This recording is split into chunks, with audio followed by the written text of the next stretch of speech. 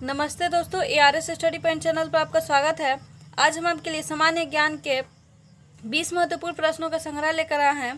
प्रत्येक क्वेश्चन का जवाब देने के लिए आपको 10 सेकंड का समय मिलेगा। अगर आपको ज़्यादा समय चाहिए तो वीडियो को पॉज कर सकते हैं। वीडियो लास्ट तक देखें और कमेंट सेक्शन में कमेंट करके बताएं कि आपके कितने प्रश्न सही हुए। चलिए प्रश्न स्टार्ट करते हैं। आज का हमारा पहला प्रश्न है, WBC का बनना तथा RBC का विनाश किसमें होता है? ऑप्शन है लसिका ग्रंथि में, यकृत में, प्लीहा में, इनमें से कोई नहीं। आपका समय शुरू होता है अब।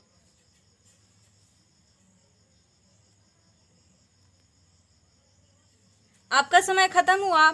इसका आंसर होगा प्लीहा में। ध्यान रखिएगा, WBC का बनना तथा RBC का विनाश प्लीहा में होता है, अर्थात ऑप्शन नंबर सी। साथ ही दोस्तों ध्यान रखिएगा, शरीर में लाल रक्त कणिकाओं का जीवन काल लगभग 120 दिनों का होता है। इसके बाद प्लीहा में इनका विनाश हो जाता है। अब आता है नेक्स्ट क्वेश्चन पे। हमारा नेक्स्ट क्वेश्चन है, यदि किसी उभयलिंगी पुष्प में पुमंग और जयांग अलग अलग समय पर परिपक्व होते हैं तो इस तथ्य को कहते हैं। ऑप्शन है भिन्न कल्पकत्व, विषम युग्म, एक संगमनी, इनमें से कोई नहीं। आपका समय शुरू होता है अब।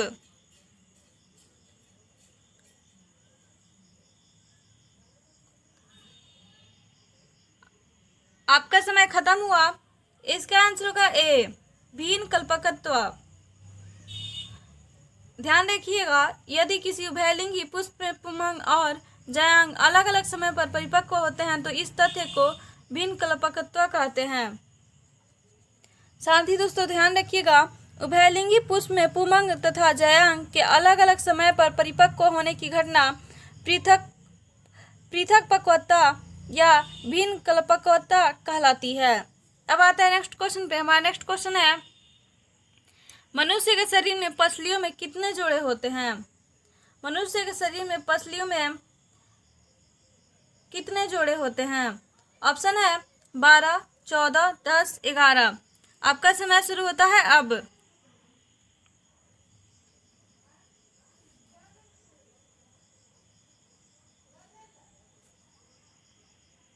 आपका समय खत्म हुआ। इसका आंसर होगा ए, मनुष्य के शरीर में पसलियों में 12 जोड़े होते हैं, अर्थात मनुष्य के शरीर में पसलियों की संख्या 24 होती है। अब आता है नेक्स्ट क्वेश्चन पे। हमारा नेक्स्ट क्वेश्चन है, चट्टान पर उगने वाले पादप कहलाते हैं। ऑप्शन है अभिपादपीय, शैलोद्भिद, मारुतभिद, इनमें से कोई नहीं। आपका समय शुरू होता है अब।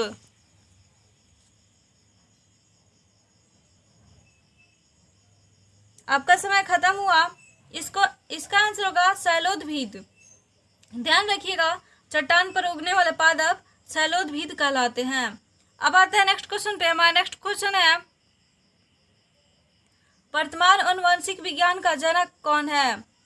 ऑप्शन है ग्रेगर जॉन मेंडल, अरस्तु, लैमार्क, इनमें से कोई नहीं। आपका समय शुरू होता है अब।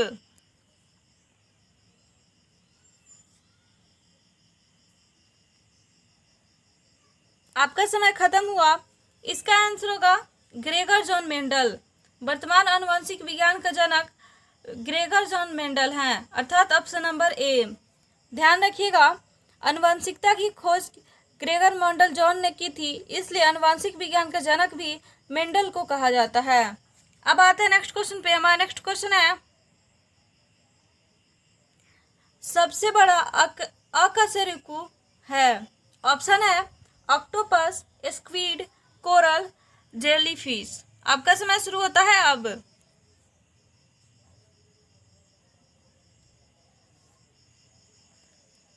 आपका समय खत्म हुआ।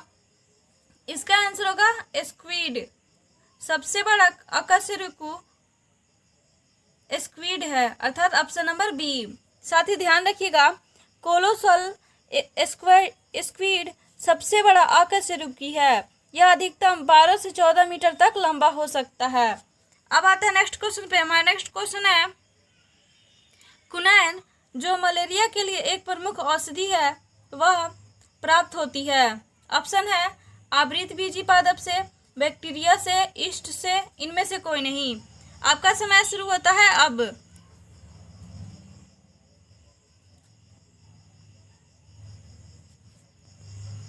आपका समय खत्म हुआ। इसका आंसर होगा आवृतबीजी पादप से। कुनैन जो मलेरिया के लिए एक प्रमुख औषधि है वह आवृतबीजी पादप से प्राप्त होता है। साथ ही ध्यान रखिएगा, कुनैन मलेरिया के उपचार के लिए एक प्रमुख औषधि है जिसे सिंकोना नामक पौधे की छाल में से प्राप्त किया जाता है। यह पौधा एक आवृतजीवी पादप है। कुनैन एक प्राकृतिक श्वेत क्रिस्टलीय एल्केलाइड है। अब आते हैं नेक्स्ट क्वेश्चन पे। हमारा नेक्स्ट क्वेश्चन है, निम्नलिखित में से कौन मछली नहीं है? ऑप्शन है star fish, pipe fish, guitar fish, इनमें से कोई नहीं। आपका समय शुरू होता है अब।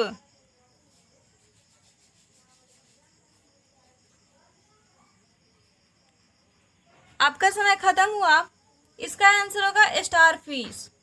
Option number A, star fish एक मछली नहीं है। साथ ही ध्यान रखिएगा, कुछ समुद्री जंतुओं के नाम मछलियों के नाम से मिलते हैं परंतु ये मछलियां नहीं हैं, जैसे jellyfish, starfish, silverfish, cuttlefish, hagfish, razorfish, crayfish इत्यादि। ये सभी इकाइनोडमेंटा संघ के समुद्री जंतु हैं। अब आते हैं नेक्स्ट क्वेश्चन पे। हमारा नेक्स्ट क्वेश्चन है, निम्नलिखित में से कौन सा एक कवकों और उच्चतर पादपों की जड़ों के बीच उपयोगी प्रकारक सहचार्य है? ऑप्शन है जैव उर्वरक, कवक मूल, परवाल मूल, इनमें से कोई नहीं। आपका समय शुरू होता है अब।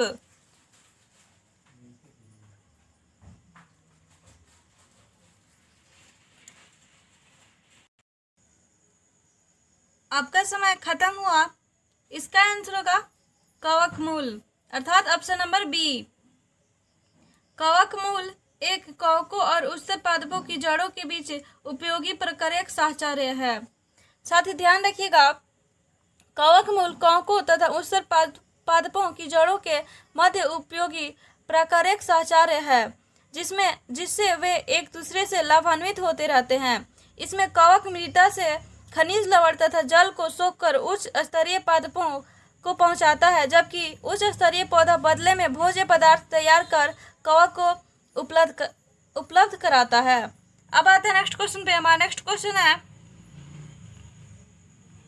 भारी मशीनों के उपयोग के लिए स्नेहक कौन सा है?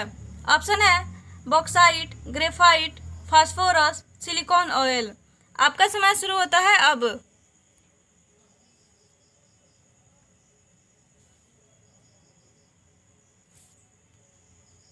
आपका समय खत्म हुआ।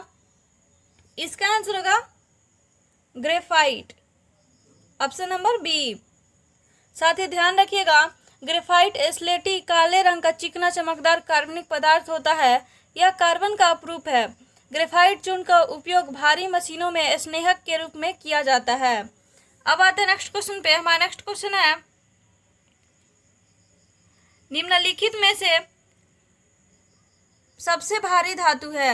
ऑप्शन है तांबा, एल्यूमिनियम, यूरेनियम, चांदी। आपका समय शुरू होता है अब।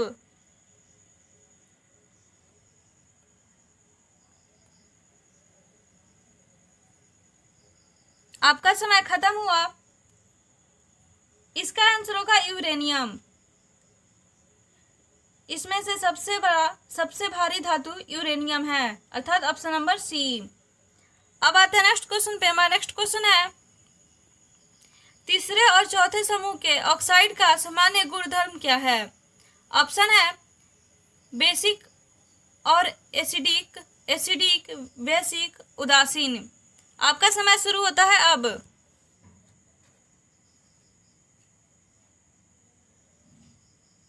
आपका समय खत्म हुआ। इसका आंसर होगा बेसिक और एसिडिक। तीसरे और चौथे समूह के ऑक्साइड का सामान्य गुण धर्म बेसिक और एसिडिक होता है। साथ ही ध्यान रखिएगा, आवर्त सारणी के तीसरे और चौथे समूह के ऑक्साइड का सामान्य गुणधर्म बेसिक और एसिडिक होता है। ये ऑक्साइड उभयधर्मी है। अब आते हैं नेक्स्ट क्वेश्चन पे। हमारा नेक्स्ट क्वेश्चन है,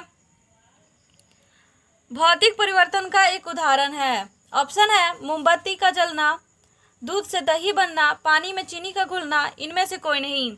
आपका समय शुरू होता है अब।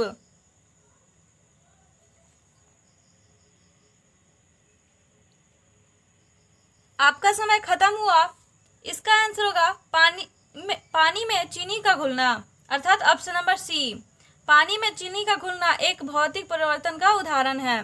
साथ ही ध्यान रखिएगा, भौतिक प्रक्रिया वह प्रक्रिया है जिसमें कारक को हटा देने पर भौतिक प्रक्रिया में भाग लेने वाला पदार्थ पुनः पूर्ववर्ती अवस्था में आ जाता है। अब आते हैं नेक्स्ट क्वेश्चन पे। हमारा नेक्स्ट क्वेश्चन है, राष्ट्रीय विज्ञान दिवस कब मनाया जाता है? ऑप्शन है जनवरी 28 को, फरवरी 28 को, मार्च 28 को, अप्रैल 28 को। आपका समय शुरू होता है अब।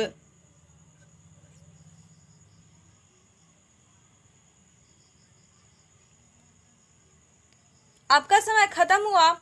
इसका आंसर होगा फरवरी 28 को। ध्यान रखिएगा दोस्तों, राष्ट्रीय विज्ञान दिवस 28 फरवरी को मनाया जाता है। अब इसका ऑप्शन बी सही है। अब आते हैं नेक्स्ट क्वेश्चन पे। हमारा नेक्स्ट क्वेश्चन है, आइंस्टीन के E = mc² समीकरण में C किसका द्योतक है? ऑप्शन है ध्वनि का, प्रकाश गति का, प्रकाश तरंग, इनमें से कोई नहीं। आपका समय शुरू होता है अब।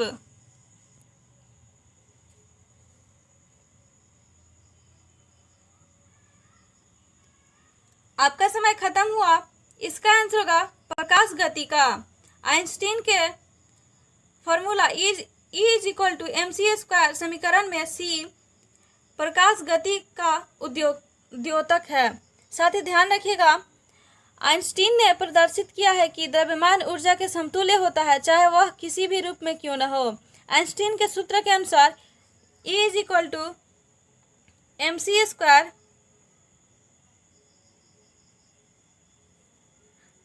जहां E ऊर्जा है तथा m द्रव्यमान है और c प्रकाश की गति है। अब आते हैं नेक्स्ट क्वेश्चन पे। हमारा नेक्स्ट क्वेश्चन है, हवाई जहाज के ब्लैक बॉक्स का क्या रंग होता है? ऑप्शन है लाल रंग, नारंगी, बैंगनी, काला। आपका समय शुरू होता है अब।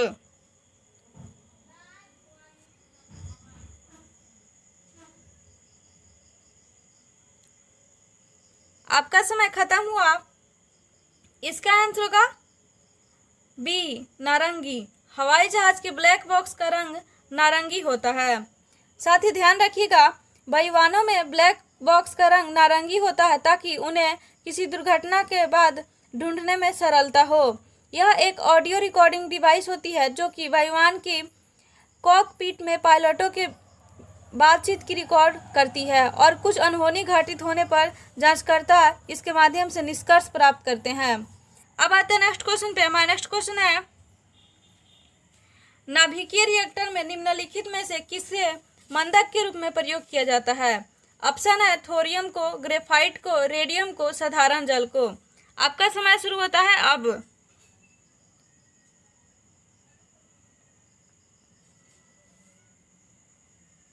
आपका समय खत्म हुआ। इसका आंसर होगा ग्रेफाइट को। नाभिकीय रिएक्टर के निम्नलिखित में से ग्रेफाइट को मंदक के रूप में प्रयोग किया जाता है। साथ ही ध्यान रखिएगा, परंपरागत नाभिकीय रिएक्टरों में मंदक के रूप में ग्रेफाइट अथवा भारी जल का प्रयोग किया जाता है। अब आते हैं नेक्स्ट क्वेश्चन पे। हमारा नेक्स्ट क्वेश्चन है, हाइड्रोजन बम निम्न में से किस सिद्धांत पर आधारित है? ऑप्शन है नियंत्रित संलयन अभिक्रिया, अनियंत्रित संलयन अभिक्रिया, नियंत्रित विखंडन अभिक्रिया, इनमें से कोई नहीं। आपका समय शुरू होता है अब।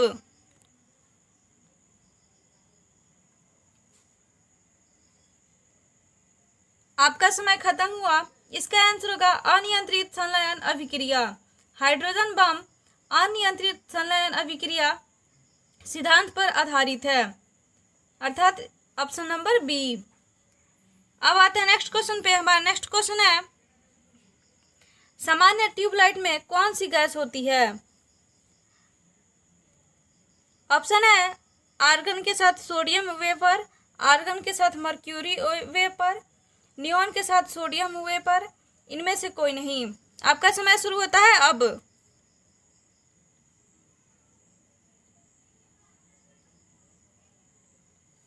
आपका समय खत्म हुआ।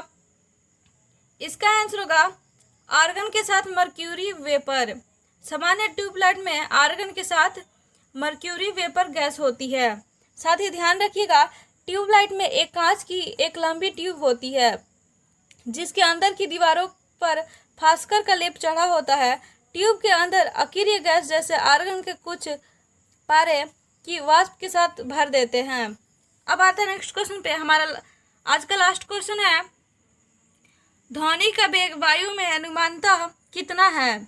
ऑप्शन है 10 किलोमीटर प्रति सेकेंड, 332 किलोमीटर प्रति सेकेंड, 10 मील प्रति मिनट, इनमें से कोई नहीं। आपका समय शुरू होता है अब।